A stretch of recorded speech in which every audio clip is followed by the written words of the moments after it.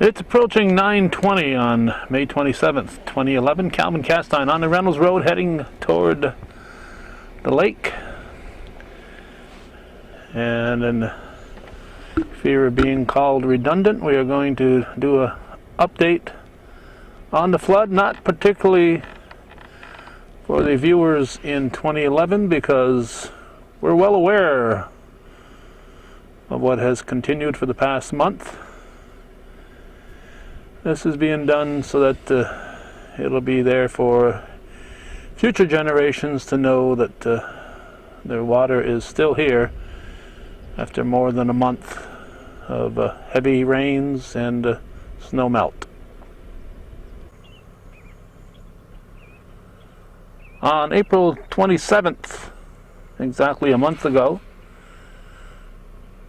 I did a report starting here on the Lakeshore Road at the end of the Reynolds Road.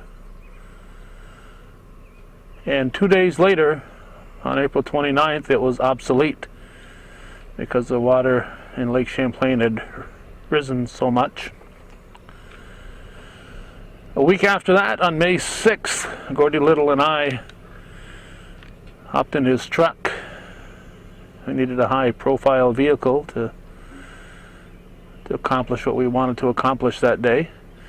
And we started at Ausable Chasm and worked our way north, ending up across the bridge in Alberg, Vermont, looking at the Rouse's Point area in Fort Montgomery. So again, we are doing this on the 27th of May, the day before the St. Mary's Bazaar for us folks in Champlain area. What many of us consider the unofficial start of summer.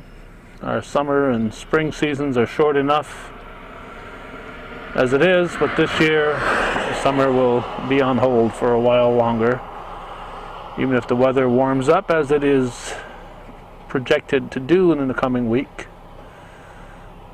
There'll be a whole lot of water and delays as far as people getting out and doing the things that they like to do in the summer, particularly if it pertains to the lake. The temperature on this Friday morning as we make our way down near the Monty's Bay Marina area is about 53 degrees. Overnight, parts of the area, not necessarily our northern tier. Most of it came in a little bit from maybe Beekmantown south. There was a lot of heavy rain and thunderstorms, and even a strong tornado watch throughout the area.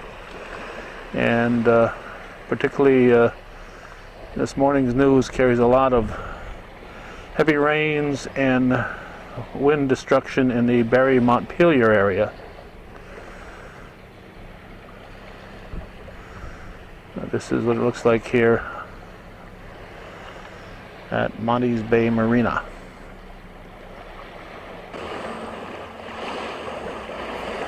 We've gone just a little ways further and across from the Alex Bayshard farm on the Lakeshore Road.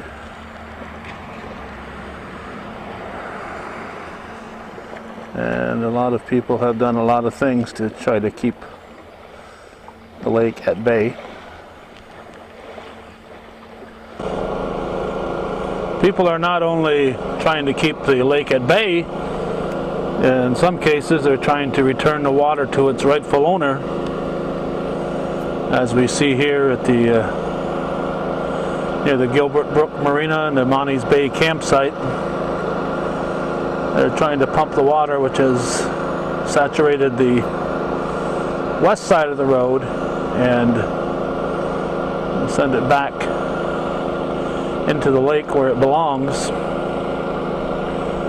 I mentioned a moment ago the threat of tornadoes, although at this point in time nothing has been confirmed. It appears that there were no tornadoes, although there were strong winds in the northeast.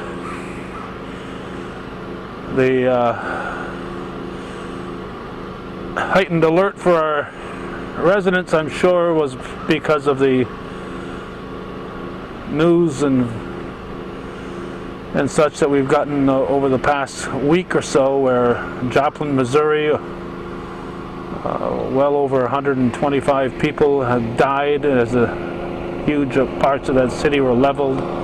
Just a whole lot of killer tornadoes, and those killer tornadoes have been going on throughout April and throughout May. And the people along the Mississippi, the news is almost given up reporting, the national news almost giving up reporting a disaster that's going on along the Mississippi. Those have become probably more local news events, although the situation there is still just terrible. And most of the people that we have seen in the news and talked to personally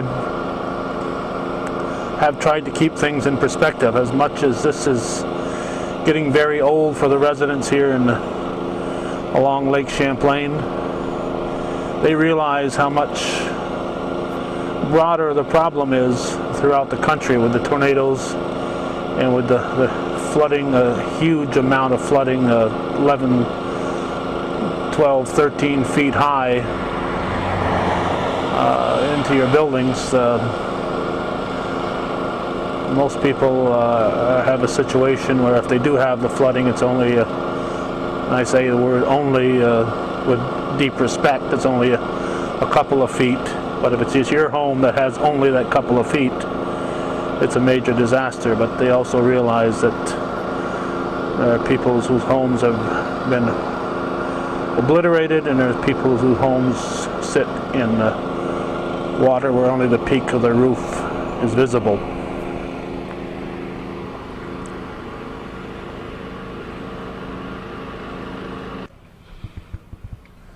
We've pointed out in the past that municipal budgets have already been, or already before this happened, in a situation where they're struggling to keep spending down. But one of the things that the towns along the lake have not been able to avoid is putting in shot rock or shock rock along the shore to prevent further erosion. And the people in the quarry business are, I'm sure, selling a lot more of this rock than normal, but they might sell a little bit less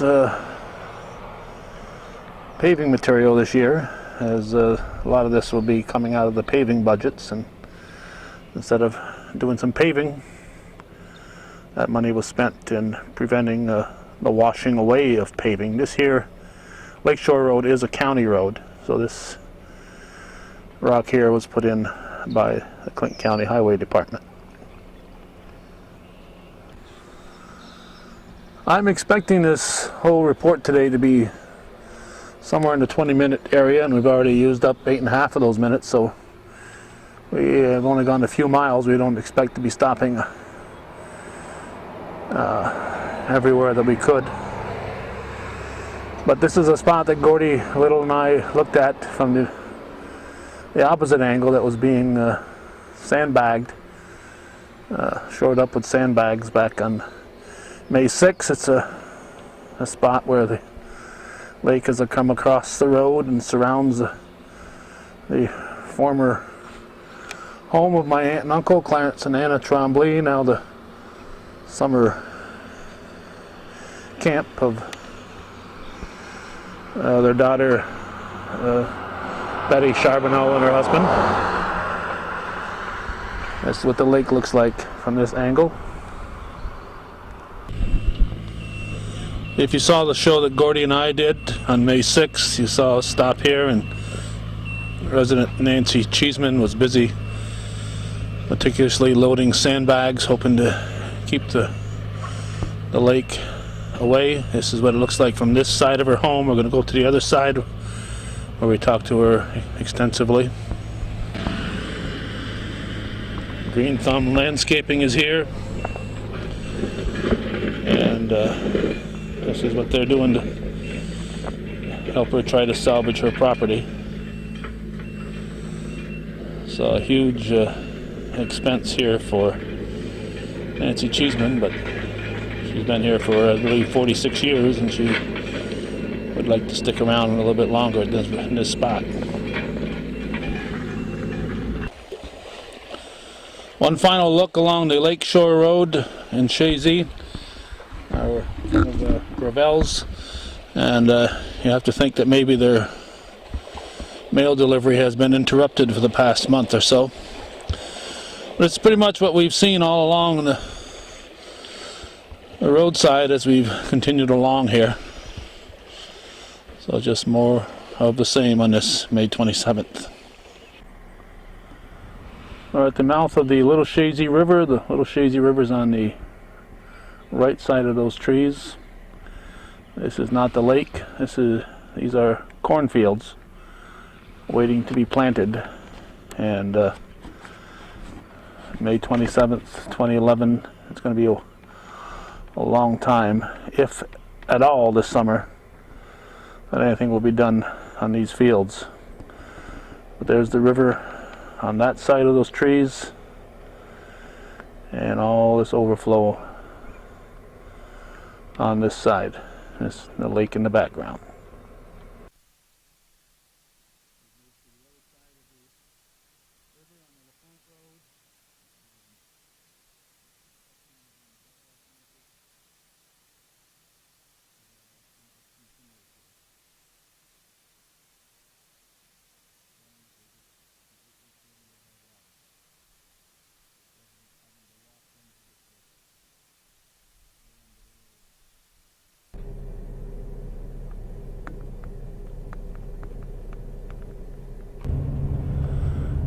For obvious reasons, I don't advise anyone to do this, drive and videotape at the same time, but here's an area where we've seen people fishing. This is farmland again. Water is on both sides of the road. This is continuing on Lakeshore Road in the town of Champlain. And again, this farmland hayfields, but they'll be lucky if they get any crop from these hayfields this year. But this water has gone down a little bit. It was across the road a couple of weeks ago. A little further down, we were in front of the Roland Juno home, and Gordy Little and I were here on May 6th. He was pumping out of his garage. He had 6 pumps going. Looks like there's only 1 or 2 going today, but still massive amount of water in the area. Well, officially this road is still closed, but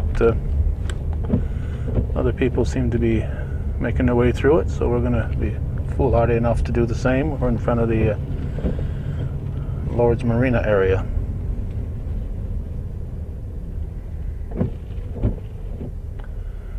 We'll watch him go through, and then we'll shut the camera off, and then we'll pick up from the other side.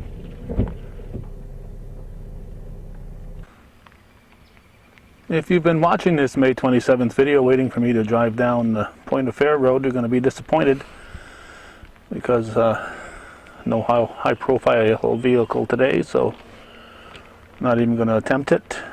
But we're stopping near there at on the end of the Kings Bay Road, which is in Point of Fair Road, is right over that direction. Just to give you an angle that we haven't shown you before in any of our previous videos from April 27th, April 29th, or May 6th. This is what it looks like at the Kings Bay Beach and campsite.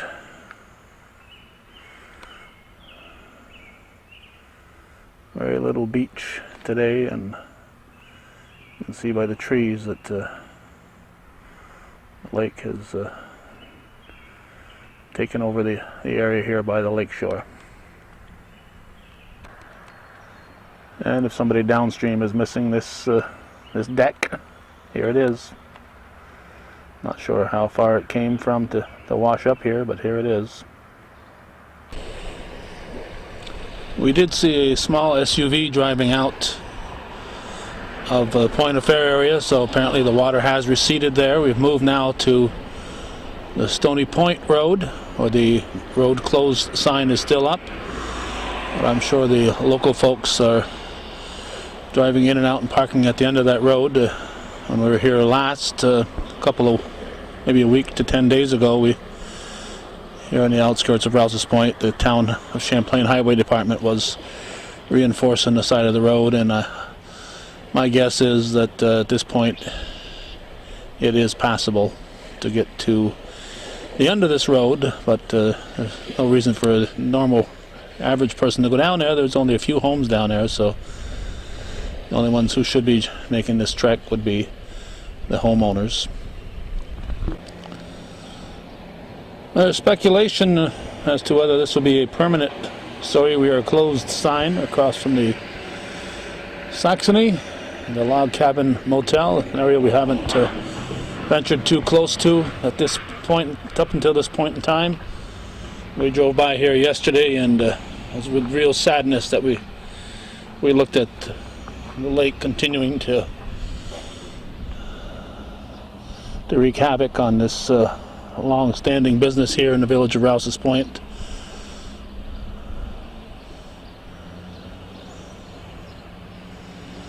And you have to wonder if this will ever be salvageable, and whether this business will ever come back.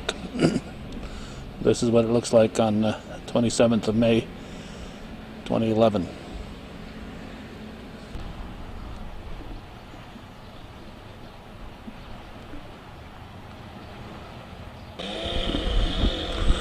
We're not going to venture down to impose on these folks, but this is what it looks like at Gaines Marina. Normally you can walk all the way out there, and obviously that isn't happening today, or hasn't happened for the past several weeks. Marinas, of course, are one of the businesses that will be heavily impacted by all of this flooding.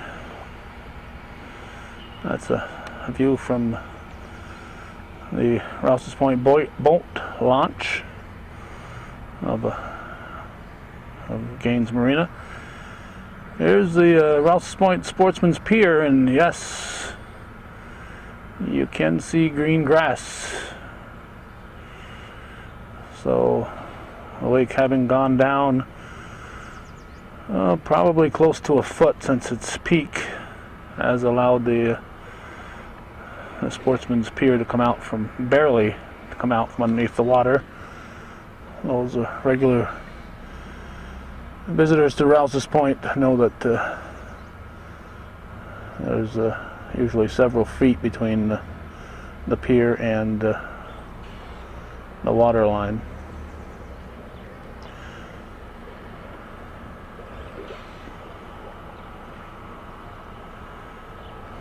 Looks like that building has become a victim of the flooding.